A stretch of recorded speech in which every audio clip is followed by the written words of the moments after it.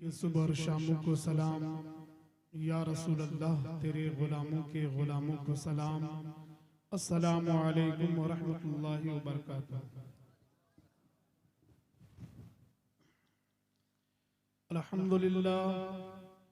अल्हम्दुलिल्लाहिल्लज़ी फ़द्दला सय्यदना मौलाना Muhammadan अलल आलमीन जमीआ वहकामहु यौमल क़ियामति लिल मुज़निबीनल मुतलव्विसीनल ख़त्ताइनल हालिकीन शफ़िया फ़सल्लल्लाहु तआला व सल्लम बारक अलैहि व अला कुल्लि मन हुवा महबूबुन व मर्दियुन लदैहि सलातन तबका व तदूमु बिदवामिल मलिकिल हय्यिल क़य्यूम व अशहदु अल्ला इलाहा इल्लल्लाह व अशहदु अन्ना सय्यदना मौलाना मुहम्मदन अब्दुहु व रसूलुहु। अम्मा बअद, फ़अऊज़ु बिल्लाहि मिनश शैतानिर रजीम। बिस्मिल्लाहिर रहमानिर रहीम।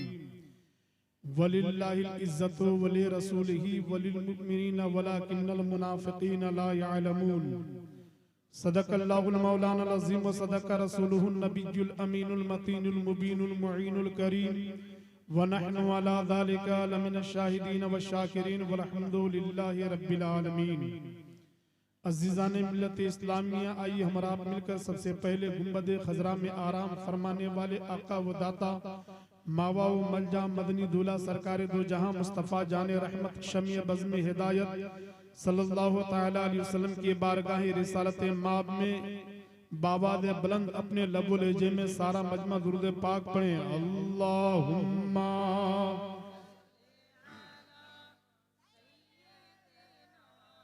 मौलाना मुहम्मद वाला आले सैयदना मौलाना मुहम्मद हबीबना शफीअना सैयदना मौलाना मुहम्मद सल्लल्लाहु तआला अलैहि वसल्लम। सरकार आला हजरत शाह इमाम मोहम्मद रज़ा खान फाजिले बरेलवी अली रहमा व रिजवान इरशाद फरमाते हैं, चमक तुझसे पाते हैं सब पाने वाले, चमक तुझसे पाते हैं सब पाने वाले, मेरा दिल भी चमका दे चमकाने वाले। कहिए सुभान अल्लाह। चमक तुझसे पाते हैं सब पाने वाले, मेरा दिल भी चमका दे चमकाने वाले। बरसता नहीं देख के अब्र रहमत, बदों पर भी बरसा दे बरसाने वाले, बदों पर भी बरसा दे बरसाने वाले। हजरात, आज के इस उर्से मुकद्दस में आप हजरात तशरीफ लाए हैं। हजरत सूफी बासफा शेख अब्दुल्ला अल मारूफ हजरत कलजूशा रहमतुल्लाह अलैह, और मिंबर नूर पर अपनी निगाहों से आप देख रहे हैं हजरत अल्लामा व मौलाना हसन इमाम साहब, वहीं पर मौलाना मंजर इमाम साहब क़िबला व दीगर उलमा व शुरा की मौजूदगी में मैं चाहता हूं कि चंद बातें आपके सामने रखूं। मैंने कलाम पाक की जिस आयत मुकद्दसा की तिलावत की, रब्बे कायनात इरशाद फरमाता है, वलिल्लाहिल इज्जतु, इज्जत अल्लाह के लिए, वले रसूल ही और उसके रसूल के लिए, वलिल मुमिनीन और तमाम मोमिनों के लिए, वलाकिन्नल मुनाफिकीन ला यअलमून, मुनाफिकों को शऊर नहीं, वो जानते नहीं कि अल्लाह का इज्जत क्या है, उसके रसूल का इज्जत क्या है और मोमिनीन की इज्जत क्या है। वो लोगों, आप अगर जान जाएं कि आपकी इज्जत क्या है तो आप जलसा में आकर के आप बाजार में न टहलेंगे। इसलिए कि आज आप हजरत कलजूशा रहमतुल्लाह अलैह के बारगाह में आकर आप जो बाजार में टहल रहे हैं, आपका अकीदा व ईमान यह है कि हजरत कलजूशा रहमतुल्लाह अलैह हमें देख रहे हैं। हजरात, अगर आप उनकी मोहब्बत में आए हैं तो आप यहाँ आके बैठ जाएं। बैठने के बाद अगर कुछ बातें यहाँ सुन करके आप अगर अपने घर को जाएंगे, उस पर आप अमल करेंगे तो आपकी जिंदगी दुनिया भी आपकी संभल जाएगी, आखिरत भी आपका अच्छा हो जाएगा। हजरात, इज्जत अल्लाह के लिए, उसके रसूल के लिए और तमाम मोमिनों के लिए। हजरात, मोमिनीन की इज्जत अगर आपको देखना हो तो आइए बारगाह रिसालत माब सल्लल्लाहु ताला अलैहि वसल्लम की बारगाह से हम जाने के नबी पाक सल्लल्लाहु ताला अलैहि वसल्लम की बारगाह में मोमिनीन की इज्जत क्या है। ओ जलसा से उठ के जाने वालों, अगर आपको पता होता कि महफिल पाक की फजीलत क्या है, जिक्र मुस्तफा की फजीलत क्या है, जलसा से उठ के आप न जाते। ऐ मेरे कौम के दयालु मुसलमानों, आका दो जहां सल्लल्लाहु ताला अलैहि वसल्लम की बारगाह रिसालत माब में सहाबा ने अर्ज किया था, या रसूल अल्लाह, दुनिया वाले जब दुनिया वालों के पास जाता है तो कुछ ना कुछ मिलता है। हजरात, सहाबा का कहने का मंशा यह था कि या रसूल अल्लाह, दुनिया वाले जब दुनिया वालों के पास जाता है, खाने के वक्त उसे तो खाना दिया जाता है, उसे पानी पिलाता है, नाश्ता कराता है, लेकिन या रसूल अल्लाह, आपके महफिल पाक में आने वालों को आप क्या अता करते हैं। हजरात, हमारे और आपके नबी ने फरमाया था कि ऐ मेरे दीवानों सुनो, दुनिया वाले जब दुनिया वालों के पास जाता है तो अपनी हैसियत के मुताबिक वो दुनिया का माल देते हैं, लेकिन हम अपने महफिल पाक में आने वालों को उसे जन्नत का मेहमान बना देते हैं। ऐ मेरे कौम के दयालु मुसलमानों, आप जलसा में आकर के बाजार में टहल रहे हो, जब आप जलसे में आए हैं तो आकर के आप सुने कि मजहब इस्लाम का पैगाम क्या है, बानी इस्लाम का पैगाम क्या है। जब आप जलसे में आकर के ना सुनेंगे, फिर आपके साथ वही सुलूक होगा जो गुजरात में मुसलमानों के साथ हो रहा है, जो राजस्थान की सरजमीन पर मुसलमानों के साथ जुल्म और सितम हो रहा है। हजरात, और दीगर मुमालिक में मुसलमानों के ऊपर जैसा जुल्म और सितम होता है, जब आप इनमें दिन से दूर हो जाएंगे, जलसा से दूर हो जाएंगे, उलमा के करीब से दूर हो जाएंगे, तो आप ऐसे ही मारा जाएंगे। ओ लोगों, इसलिए कि नबी पाक सल्लल्लाहु अलैहि वसल्लम की बारगाह से इन मोमिनीन की इज्जत अगर आपको जानना है तो आओ सुनो तुम्हारी इज्जत क्या है। हजरत अबू बकर सिद्दीक है, नबी की बारगाह में वो मकाम वो इज्जत मिला नबी की बारगाह से कि आप जान नहीं सकते। वो हजरत उमर फारूक जिस रास्ते से चलते थे तो रास्ते से शैतान भाग जाता था। वो उमर फारूक अगर शराब के बोतल लेके अगर रास्ते से चलता, हजरत उमर फारूक की यानी चेहरे पर अगर उनकी निगाह पड़ती तो बारगाह इलाही में तौबा नसूहा करता तो रब तबारक व तआला उनके शराब को सिरका में बदल देता था। हजरात, वो उमर फारूक जो उमर फारूक जमीन पर अपनी आशा को मार दे।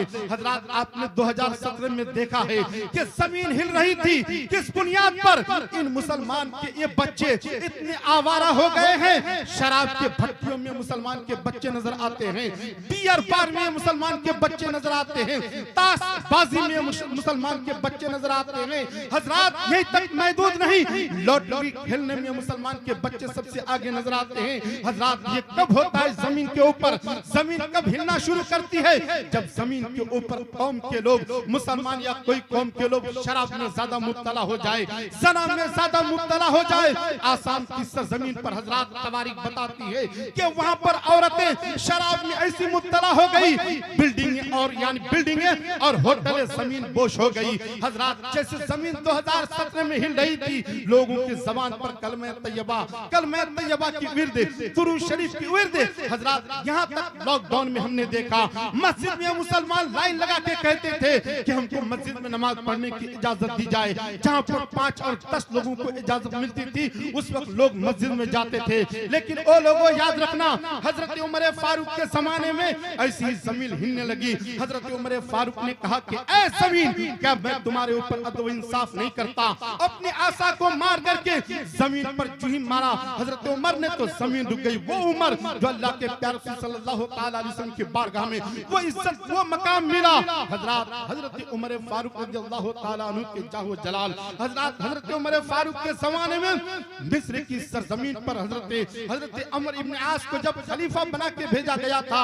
हजरात, आज हम किस दौर से गुजर रहे हैं। हजरात, देखिए शराब नोशी में हमारे मुसलमान के बच्चे, हमारे नौजवान शादीशुदा, जिस आज से 1350 साल पहले जो मुसलमान आज से 1400 साल पहले ये मुसलमान इस्लाम में दाखिल होने से पहले अपने बच्चों को यानी दरगोर कर देता था, जिंदा यानी जला जला देता था, अपने बच्चियों को यानी कब्र खोद करके उसमें डाल देता था। हजरात वैसे ही दौर में बच्चियों को गाड़ा जाता था, लेकिन आज के दौर में ये मुसलमान अपनी बच्चियों को उनकी माँ की पेट में मार दिया करते हैं। हजरात वैसे ही दौर और नाजुक दौर से हम गुजर रहे हैं हजरात। लेकिन वैसे ही दौर में हजरत उमर फारूक हजरत अमर इब्न आस को कहां मिस्र के बादशाह बना के भेजा था। कहां पर? मिस्र की सरजमीन पर। हजरात जिस तरीके से माँ के पेट में आज बच्चों को मारा जाता है, उस दौर में भी दरिया सावा जिसे दरिया नील से हम जानते हैं, जब मिस्र की सरजमीन पर अमर इब्न आस पहुंचे तो वहां क्या देखा? एक हसीन व जमील खूबसूरत लड़की को यानी बलिदान दी जाती है दरिया सावा में। दरिया सावा यानी दरिया नील में डाल करके यानी उसकी बलिदान दी जाती है। दरिया सावा में उसे कत्ल किया जाता है। लेकिन जो ही हजरत उमर फारूक के जमाने में हजरत अमर इब्न आस जब वहां के बादशाह बन के गए, हजरत अमर इब्न आस ने जब जो ही देखा कि मिस्र की सरजमीन पर जिस तरीके से यानी बच्चियों को बलिदान दी जाती है, इस्लाम का पैगाम लेके अमर इब्न आस पहुंचे, ऐलान किया कि ऐ मिस्र के लोगों, मैं तुम्हारा बादशाह हूं, अब यहाँ तुम्हारी बात नहीं चलेगी, मजहब इस्लाम की बात चलेगी। इसलिए कि मजहब इस्लाम का पैगाम है जहाँ मुसलमानों की हुकूमत होगी, चाहे कुफार की लड़की हो, चाहे मुशरिकीन की लड़की हो, चाहे यहूद व नसरानी की लड़की हो, उनकी यानी इस मजहब इस्लाम में उनकी हुकूमत में किसी का खून बहाया ना जाएगा। हजरात वहाँ के कुफार मुशरिकीन ने कहा था कि अमर इब्न आस, अगर हम बच्चों को बलिदान ना देंगे, अगर हम इन बच्चों को यहाँ पर कत्ल ना करेंगे तो ये दिन हमें देखना पड़ेगा, हजारों लोग पानी से मर जाएंगे, प्यासे मर जाएंगे। हजरात हजरत अमर इब्न आस ने कहा था, मेरा जो बादशाह है, नबी के बारगाह में जिनको वो मकाम मिला है, मैं उनको खत लिखता हूँ, जब उनके खत वापस आ जाए तो फिर मैं तुम्हें उनका पैगाम सुना दूंगा। हजरात कुफार मुशरिकीन यहूद व नसरानी ने जब हजरत अमर इब्न आस के बात को सुना, हजरत अमर इब्न आस ने एक खत एक कासिद के जरिए से मदीने की सरजमीन पर भेजा। जो ही हजरत उमर फारूक खत को खोलते हैं, देखते हैं कि कुफार मुशरिकीन वहां की बच्चियों को, खूबसूरत बच्चियों को बलिदान देते हैं। हजरत उमर फारूक ने कहा कि एक खत लिखा, उस खत में ये लिखा कि उस खत में ये लिखा कि हजरत अमर इब्न आस के हवाले कर देना और हजरत अमर इब्न आस वहां ये पैगाम दे दे। वो पैगाम ये दे जो इस खत में लिखा है। खत में लिखा था कि ऐ दरिया सावा, अगर तू खुदा की मर्जी से बहता है तो बह जा, अगर तुम अपनी मर्जी से बहता है तो तुम्हारी पानी की जरूरत नहीं। हजरात ये थे वो मोमिन जब खत लिखे मदीने की सरजमीन पर, जब खत लेके पहुंचा था मिस्र की सरजमीन पर, हजारों लोगों के बीच में यहूदी व नसरानी ने कहा था कि तुम्हारे बादशाह ने क्या जवाब दिया है। हजरात तो हजरत अमर इब्न आस ने खत खोल के कहा था कि मेरे बादशाह मुसलमानों के अमीर, मुसलमानों के अमीर ने क्या लिखा है सुन। मैं बताता हूँ। खत खोलने के बाद जो ही उन लोगों के सामने इन बातों को हजरत अमर इब्न आस सुनाते हैं, हजरत यहूदी व नसरानी ने कहा था कि ये कैसा मुसलमानों का बादशाह है। अरे खत तो लिखा उसे जाता है, अगर वस्ताद हो तो वस्ताद शागिर्द को खत लिखता है, बादशाह हो तो एक बादशाह दूसरे बादशाह को खत लिखता है, एक वस्ताद अपने शागिर्द को खत लिखता है, एक बाप अपने बेटे को खत लिखता है। लेकिन मुसलमानों के बादशाह कैसे हैं जो यानी एक दरिया को खत लिख रहा है। ऐ मेरे कौम के दयालु मुसलमानों, देखिए उमर फारूक के जाहो जलाल जो ही खत लेके हजारों लोगों की भीड़ में दरिया सावा में डाला था हजरत अमर इब्न आस ने, तो लोगों ने अपनी निगाहों से देखा था। जो ही खत डाला था तो पानी का बहना शुरू हो गया था। हजार यहूदी व नसरानियों ने हजरत अमर इब्न आस के हाथ देके कहा था कि ऐ अमर इब्न आस, जब तुम्हारे यानी खलीफा, मुसलमानों के खलीफा, खलीफतुल मुस्लिमीन का जब ये आलम है तो मदीने के ताजदार का क्या आलम होगा। ऐ अमर इब्न आस, अपना यानी अपने नबी का कलमा हमें पढ़ाइए और इस्लाम में दाखिल कर लीजिए। हजरत यहूदी व नसरानियों ने नबी पाक सल्लल्लाहु अलैहि वसल्लम की कलमा तैयबा हजरत अमर इब्न आस के ज़बान सुन करके कलमा तैयबा पढ़ के इस्लाम में दाखिल हो गए थे। लेकिन ऐ मेरे कौम के दयालु मुसलमानों, तुम तो वो मुसलमान हो, तुम्हारी तवारीख अगर तुझे मालूम पड़ जाए, हजरत वो दिन दूर नहीं जब हमने मस्जिदों के सामने इन यहूदी और इन कुफार मुशरिकीन को कटोरा लेके देखा है। जब इनसे पूछा गया कि कटोरा पानी और प्याला लेके किस लिए खड़े हो?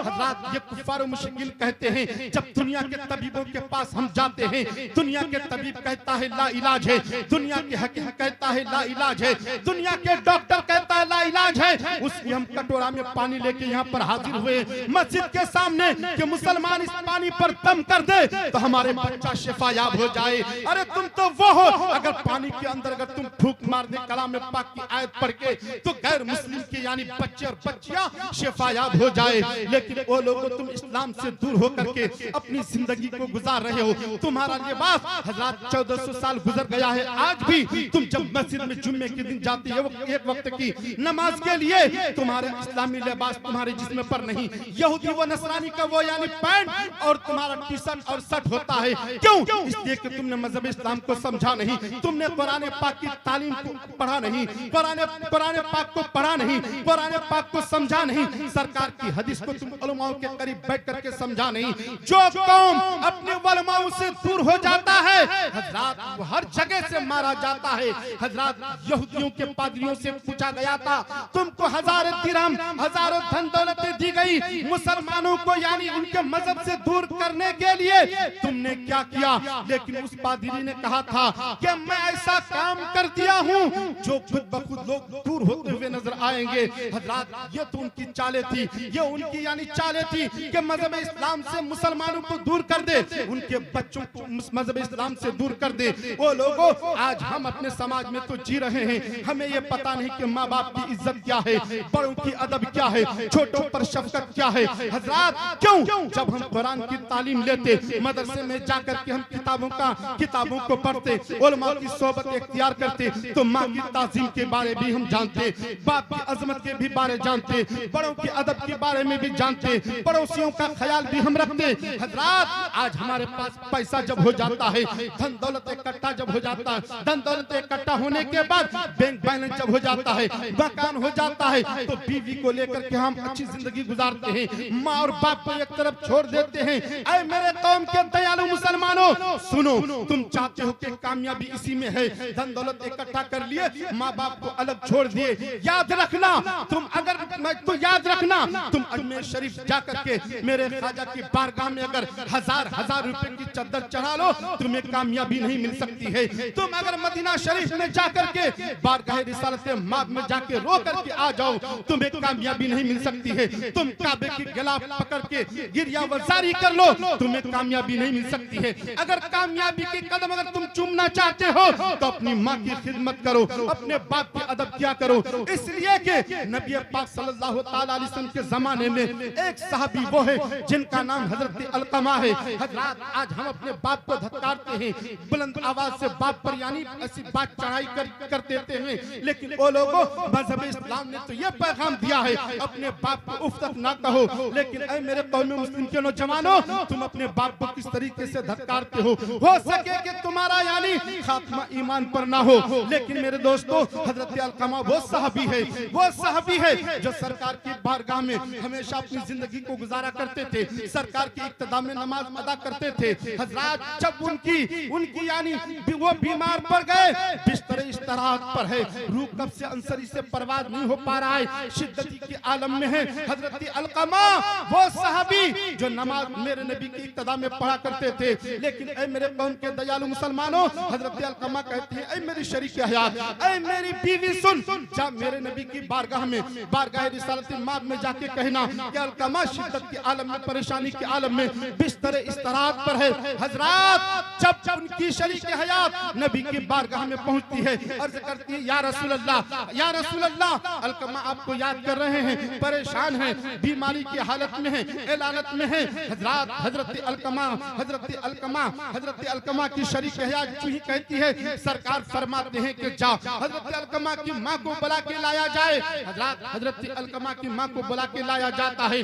जब पहुंचती है हजरत अलकमा की माँ, सरकार फरमाते हैं कि अलकमा की माँ ये बता के तेरा बेटा नमाज नहीं पढ़ता था। हजरत अलकमा की माँ कहती या रसूल अल्लाह, मेरा बेटा नमाज भी पढ़ता था, मेरा बेटा रोजा भी रखता था, मेरा बेटा दायरे इस्लाम में रहकर अपनी जिंदगी को भी गुजारता था, लेकिन मेरे नबी फरमाते हैं अलकमा की माँ, बता क्या तू अपने बेटे से नाराज थी या अपने बेटे से नाराज थी? हजरत अलकमा की माँ कहती या रसूल अल्लाह, मैं अपने बेटे से तो खुश थी, लेकिन एक वजह से नाराज थी, एक वजह से। सरकार फरमाते क्या वो वजह है? हजरत अलकमा की माँ कहती है अपनी बीवी को मुझसे ज्यादा फौकियत दे रखा था, अपनी बीवी को मुझसे ज्यादा इज्जत दे रखा था, हर बात से मैं अपने बेटे से खुश थी, एक वजह से नाराज थी। हजरत मेरे नबी फरमाते हैं कि ऐ सहाबा सुन, लकड़ियों को जमा किया जाए। हजरत सहाबा इकराम लकड़ियों को जमा करते हैं, जमा करने के बाद मेरे नबी फरमाते हैं मेरे दीवानों, ऐ मेरे सहाबा इस पे आग लगाओ। हजरत अलकमा की माँ कहती है या रसूल अल्लाह किस लिए? हजरत मेरे नबी फरमाते हैं अलकमा को इस आग में डाल दिया जाएगा, लेकिन ओ लोगों, हजरत अलकमा की माँ कहती या रसूल अल्लाह, मैं अपने बेटे को इस आग में चलाना गवारा नहीं करती। हजरत माँ की दिल तो दिल ऐसी रहम दिल वाली होती है, माँ कहती है दुनिया के आग में चलाना गवारा नहीं करती। मेरे नबी फरमाते अलकमा की माँ जब दुनिया की आग में अपने बेटे को जलाना गवारा नहीं करती, तो जहन्नम की आग में किस तरीके से जलाना गवारा करती? सुन, अपने बेटे को सच्चे दिल से माफ कर दे, उनके हक में दुआएं कर दे। हजरत अलकमा की माँ हाथ उठाती है, अपने बेटे को माफ करने के बाद उनके हक में दुआएं करती है। मेरे नबी फरमाते हैं ऐ मेरे सहाबा जाके देख क्या, दो साहबी रसूल हजरत अनस गालिबन हजरत बिलाल जाते हैं, जो ही कदम आंगन में रखते हैं क्या देखते हैं कि हजरत अलकमा की जबान पर कलमा विर्द ला इलाहा इल्लल्लाह मुहम्मद रसूलुल्लाह सल्लल्लाहु तआला अलैहि वसल्लम रूह कब संसरी से परवाज हो जाता है। ऐ मेरे कौम के दयालु मुसलमानों, माँ सिर्फ एक वजह से नाराज हो जाए तो हजरत शिद्दती के आलम में बिस्तर पे बेटा पड़ा रहे, जो माँ बाप को सताया है तो उसका क्या हाल होगा? ऐ मेरे कौम के दयालु मुसलमानों, याद रखना जहाँ पर तुम अगर तुम्हारे माँ बाप मौजूद हो, अगर तुम खिदमत नहीं करते हो तो याद रखना वो दिन तुम्हारा भी आने वाला है, तुम भी कभी किसी के बाप बनोगे, फिर तुम्हारे साथ भी वही हाल होगा। लिहाजा यहीं से रुख को मोड़ लो, अपने माँ बाप की खिदमत कर लो, अपने माँ बाप के साथ अच्छे से यानी बर्ताव करो, इसलिए कि अगर जन्नत चाहते हो तो माँ बाप की खिदमत करो, दुनिया में भी तुझे कामयाबी मिलेगी, आखिरत भी तुम्हारा अच्छा हो जाएगा। मेरे कौम के दयालु मुसलमानों, आज हम हैं कहाँ? हम हैं कहाँ? ताशबाजी हमारे नौजवानों के अंदर, बियर पीने में आगे हमारे नौजवान। ऐ मेरे कौम के दयालु मुसलमानों, अपने बच्चों को समेट लो, अपने बच्चों के ऊपर निगाहें रखो कि बेटा जा रहा है तो जा रहा है कहाँ? जलसा में आज मेरे नौजवान तिब्बे के लोग जलसा में जलसे के नाम पर आते हैं, जलसा में आने के बाद जब लौटते हैं ये बियर की बोतल पी करके घर पहुंचते हैं, जब उर्स में जाते हैं, उर्स में जाने के बाद इनका हाल ये होता है कि जलसा से लौटने के बाद होटल में जाके बियर और दारू पी करके घर लौटते हैं। याद रखना, इसलिए कि चंद दिन की जिंदगी है, अब दुनिया सिजनुल लिल मोमिनीन जन्नतुल लिल काफिर, दुनिया मोमिनों के लिए कैद खाना है, काफिरों के लिए जन्नत है। ऐ मुसलमानों, चंद दिन की जिंदगी में दुनिया को जन्नत बनाने की कोशिश मत करना, इसलिए कि इस दुनिया से जाना है। तुमने अपनी निगाहों से भी देखा है कितने लोग आए, कितने लोग चले गए। चंद दिन की जिंदगी में माँ बाप की खिदमत कर ले, पड़ोसियों का ख्याल रख ले, बड़ों की अदब कर लिया करे, छोटों पर शफकत कर लिया करे, उलमाओं से अच्छे से पेश आ जाया करे। याद रखना, इसलिए कि जो इंसान आज तो ऐसा माहौल बन गया है, हजरात क्या बताएं, ऐसा माहौल बन गया है कि उलमाओं से मिलते हैं, चौक चौराहे और दुकानों पर उलमाओं की बुराइयां बयान करते हैं। याद रखना, जो उलमाओं की बुराइयां बयान करते हैं, किताबों में आता है जब वो मरेगा तो उसकी यानी उनका चेहरा किबला रुख नहीं, उधर से फेर दिया जाता है। हजरात, ये सिर्फ उलमाओं के साथ बेअदबी गुस्ताखी करने का नतीजा है। अगर तुम अच्छी जिंदगी चाहते हो, उलमाओं के करीब बैठो, मजहब इस्लाम को समझने की कोशिश करो, मजहब इस्लाम को समझने की कोशिश करो, कुरान पाक की तालीम हासिल कर लो। इसलिए कि मेरे नबी का पैगाम है, चाहे किसी भी उम्र में बचपना हो या जवानी या बूढ़ा हो, इल्म दीन तुम्हारे ऊपर फर्ज है, किसी भी हाल में हो तुम इल्म दीन हासिल कर लो। आखिरत की खेती दुनिया ही में कर लो, वरना जहन्नम उनके लिए बनाया गया है जो ऐश वैश की जिंदगी गुजार रहा है। जन्नत उनके लिए है जो अल्लाह के फराइज को अंजाम देता है, जो अल्लाह के अहकाम को मान करके अपनी जिंदगी गुजारता है। आज मेरे कौम के दयालु मुसलमान कहते हैं मौलाना साहब हम परेशान हैं। अरे परेशान तुम नहीं होगे तो कौन? नमाज छोड़ करके अपनी जिंदगी गुजार रहे हो, कहते हो कि हम परेशान हैं। हजरात मेरे हजरात वक्त के यानी शहंशाह पीराने पीर मीराने मीर हुजूर शेख अब्दुल कादिर मुहीउद्दीन बगदादी रज़ी अल्लाह ताला अन्हु के बारगाह में हम जैसे इंसान यानी काम करने वाला, तिजारत करने वाला इंसान पहुंचता है, अर्ज करता है शहंशाह बगदाद हम परेशान हैं। मेरे गौस ने फरमाया था कि ए शख्स क्या तू नमाज पढ़ता है? हजरात उसने कहा था कि हुजूर मैं तो नमाज पढ़ता हूँ, पाबंदी के साथ नमाज अदा करता हूँ। ऐ लोगों, 5 वक्त की नमाज छोड़ करके जिंदगी गुजारने वालों, बारगाह रिसालते गौस आजम में पहुंचने वाला शख्स कौन है? ये यानी तिजारत करने वाला, एक मजदूरी करने वाला इंसान पहुंचा और कहा कि हुजूर हम परेशान हैं। सरकार गौस आजम ने फरमाया था कि नमाज पढ़ते हो? वो इंसान कहने लगा हाँ मैं नमाज तो पढ़ता हूँ, लेकिन मेरे गौस ने मुशाहिदा फरमाने के बाद फरमाया जाके अपने घर के दरवाजे पर पर्दा लगा देना फिर आना। ऐ मेरे कौम के दयालु मुसलमानों, आने वाला इंसान जब आया, आने के बाद क्या किया? घर के दरवाजे पर पर्दा लगा दिया।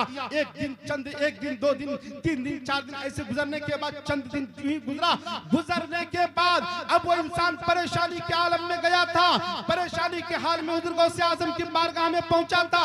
अब वो चंद यानी अशरफिया एक थैले में लेके पहुंचते हैं मेरे गौस के बारगाह में। हुजूर गौसे पाक फरमाते हैं कि इनको गरीबों में तकसीम कर दे, इनको यानी फकीरों में बेवाओं में तकसीम कर दे। हजरात जाने वाला इंसान गरीब और बेवा और फकीरों में तकसीम करने के बाद बारगाह गौसे आजम में आके अर्ज करता है शहंशाह बगदाद आपने तो मुझे कोई वजीफा नहीं बताया था, कुरान पाक की तिलावत करने को नहीं कहा था, कोई विर्द करने को नहीं कहा था, सिर्फ आपने फरमाया था कि घर के दरवाजे पर पर्दा लगा देना। चंद ही दिन गुजरे कि चंद ही दिन में खुशहाली आ गई। मेरे गौस ने फरमाया था कि ऐ शख्स सुन, तेरा जो घर है रास्ते के किनारे पर है, रास्ते के किनारे पर होने की वजह से उस रास्ते से बेनमाजियों की गुजर होती है। जब बेनमाजी की नजर तुम्हारे घर के दरवाजे पर उनकी निगाहें पड़ती, जिस घर में अगर बेनमाजी की नजर पड़ जाए तो उस घर से बरकत को उठा लिया जाता है। ऐ मेरे कौम के दयालु मुसलमानों, तुम कहते हो कि हम परेशान हैं, अरे नमाज से दूर रह करके तुम चाहते हो कि खुशहाली आ जाए। जब बेनमाजी की नजर पड़ने से घर से बरकत को उठा लिया जाता है, जिस घर में बेनमाजी होगा उस घर का क्या आलम होगा। हजरात हदीस पाक में आता है उस घर पर कब्रिस्तान से तस्बीह दी गई है। कौम मुस्लिम आज भी अपनी आंख को खोल ले, नमाज के पाबंदी हो जा, नमाज पढ़। जब इंसान नमाज पढ़ता है, पाक साफी के साथ जिंदगी गुजारता है, उनकी जिंदगी अच्छी होती है, खुशहाली आ जाती है, बरकतें आ जाती है उनके घर में। लेकिन याद रखना कौम मुस्लिम का हाल तो ये है कि नापाकी की हालत में जिंदगी गुजारता है, उसे पता नहीं कि पाक किस तरीके से पाक की जिंदगी गुजारना चाहिए। वो लोगों तुम नहीं जानते कि मौत कब आ जाएगी, तुम्हें पता भी नहीं चलेगा। नापाकी और पाकी तुम्हें मालूम नहीं, उलमा के करीब बैठ करके उन चीजों के बारे में मालूम कर ले, इसलिए कि तुम्हें पता नहीं कब किस हाल में मौत आ जाए। लिहाजा इसलिए कि मौत से पहले तुम तैयारी कर ले, पाकी हासिल करके हमेशा रहे, पाकी में रहे, पाक साफ रहे। जब तुम नमाज पढ़ोगे तो पाक रहोगे, साफ भी रहोगे और तुम्हारी रूह भी साफ रहेगी। जब नमाज ही नहीं पढ़ोगे तो फिर तुम पाक और साफ नापाकी में तुम क्या यानी अलग कर सकते हो। ऐ लोगों नमाज पढ़ो, जब नमाज पढ़ोगे तो तुम्हें दुनिया में भी कामयाबी मिलेगी, आखिरत में भी तुम्हें कामयाबी मिलेगी। अल्लाह रब्बुल इज्जत के बारगाह में दुआ है मौला तबारक व तआला हम सबों को नबी पाक सल्लल्लाहु तआला अलैहि वसल्लम की उसवे हसना पर हमें अमल करने की तौफीक रफीक अता फरमाए। दुनिया की वैयात और बुरी चीजों से रब तबारक व तआला महफूज अता फरमाए। हक बोलने, हक पर चलने की तौफीक रफीक अता फरमाए। अगर मुझे कुछ बोलने में गलती हुई हो, अगर आपके सुनने में गलती हुई हो, आइए मिलजुल कर रब्बे कायनात के बारगाह में सच्चे दिल से तौबा इस्तिगफार करें। अस्तगफिरुल्लाह रब्बी कुल्ली ज़ंबी व तुब इलैह। कलमा शरीफ पावाज़ बुलंद सारा मजमा पढ़े, ला इलाहा इल्लल्लाह, ला इलाहा इल्लल्लाह, ला इलाहा इल्लल्लाह मुहम्मद रसूलुल्लाह सल्लल्लाहु तआला अलैहि वसल्लम।